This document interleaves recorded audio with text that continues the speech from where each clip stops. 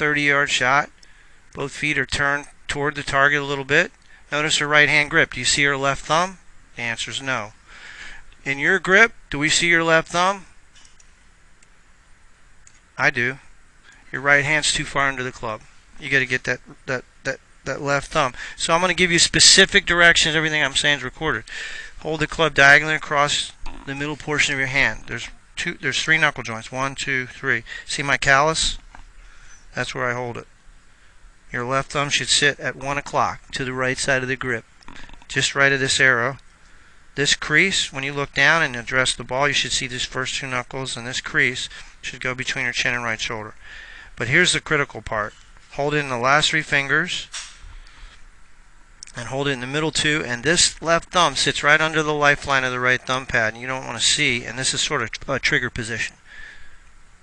You don't want to see that thumb, especially on short game shots. You want to get that toe up 90 degrees to the ground, the face, and when you come through, you want to make sure, and this is a drill I like to do, and I want you to do some of these things, and you don't have to go to the range to do it. Stand in front of a mirror, grab your left club in your right hand, and you don't even need a club. And all you're going to do, place your left thumb right on your sternum and move these 2 together. And then when you chip and pitch, what you want to do is this handle and this club head have to move as a unit. You never want an inverse relationship between grip and club head unless you're hitting a flop shot. So inverse means the handle's going backwards. The only time you do that's in the bunker, or if you're trying to hit it in the air.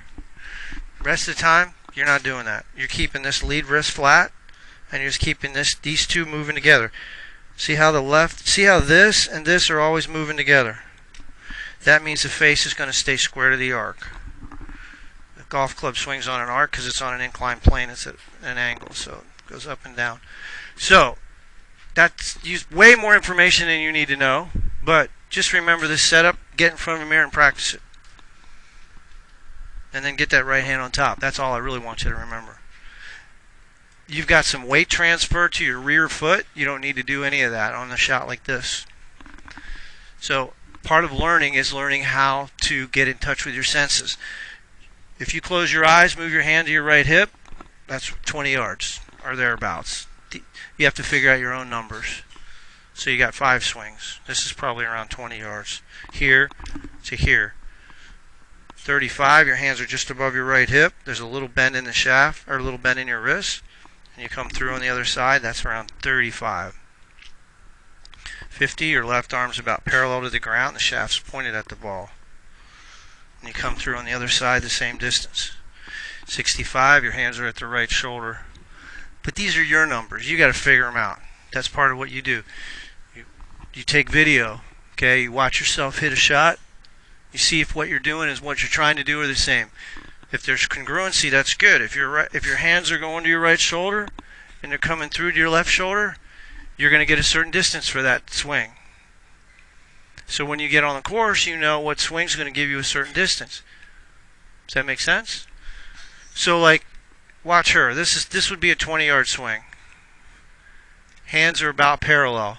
And you could think of a clock, right? I mean, that's about 8:30. Her left arm's at about 8:30. Shaft's parallel to the ground. That's around 20. 35, you're probably going to be somewhere around here. Just above your right hip. 50, right about left arm parallel to the ground. We'll call it a 9 o'clock position, 3 o'clock, whatever. And then, you know, you're up here. And then you're up here. So your right ear is probably as far back as you want to go. So that's how you learn how to get distance control. And once you can hit it solid, you'll be able to control your distance. This is the whole key to the game right here. You get good from 50 yards and in, you can make par and bogey on every hole. You hit, and one of the things I'm going to have you doing is figuring out if you can get the ball within, on the pit, 2 shots you got to get within 50 yards of the green. That's your goal on every hole, on the pit. So you hit your drive, you hit your next shot, can you get within 50 yards of the green? That may be too big a goal for you, but we got to find out where you're at. So we'll go on. I can't go out there with you because that would just be a mess. But we'll go somewhere out, like at Northwest or something. It's $10 to play. We'll just go out and play the inside 9, and I will watch you play because I have to see what you do on the course. This doesn't matter. This is a non-threatening environment. People watching you that you don't know, playing in a foreign group, in a golf event, in a qualifier. That's all. You got to desensitize yourself to that environment. All right.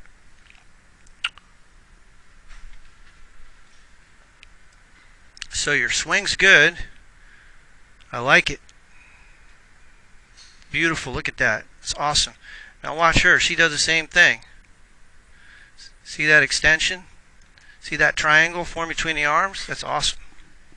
That left wrist nice and flat. Looks great. That's perfect. So you got all the skills you need. You got a little bit of a problem here because your weight's going sideways. You don't want to do that. You want to stay. You want to keep those feet turned in. I know your dad probably told you that already. Yeah. Just pigeon toe your feet this way, and you won't do that. Your hips will be restricted. You won't be able to do that. That's why, if you watch tour players, that's where they stand for a reason that way, and they just use their arms and shoulders. They're not really hitting the shot with their lower body because you don't need your lower body for this shot. It's 30 to 50 yards. You don't need that. Does that make sense? All right. So here she is hitting it right like that, and there's a bunch of ladies I have on here, and I'm not going to go through all of it, but basically, you have